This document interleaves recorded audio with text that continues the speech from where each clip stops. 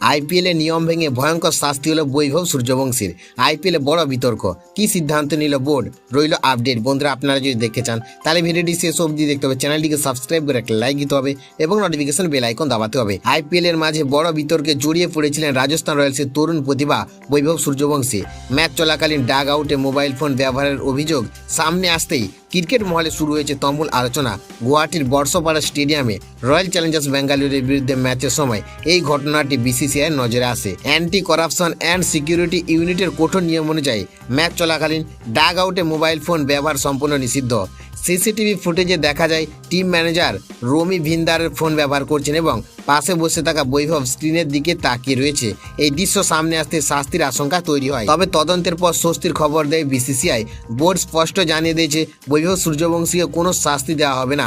বোর্ডের মতে বৈভব এখনও খুবই তরুণ এবং সে ইচ্ছাকৃতভাবে কোনো নিয়ম ভাঙেনি, তাই তাকে শাস্তি না দিয়ে ফ্র্যাঞ্চাইজকে নির্দেশ দেওয়া হয়েছে যেন ভবিষ্যতে নিয়মগুলি আরও স্পষ্টভাবে বুঝিয়ে দেওয়া হয়। অন্যদিকে টিম ম্যানেজার রমি ভিন্দারের বিরুদ্ধে তদন্তে জানা যায় যে তিনি জরুরি মেডিকেল পরিস্থিতির কারণে ফোন ব্যবহার করতে বাধ্য হয়েছিলেন। যদিও তার ব্যাখ্যায় বোর্ড সন্তুষ্ট। নিয়ম ভাঙার কারণে তাকে সতর্কবার্তা দেওয়া হয়েছে এবং 1 লক্ষ টাকা জরিমানা করা হয়েছে।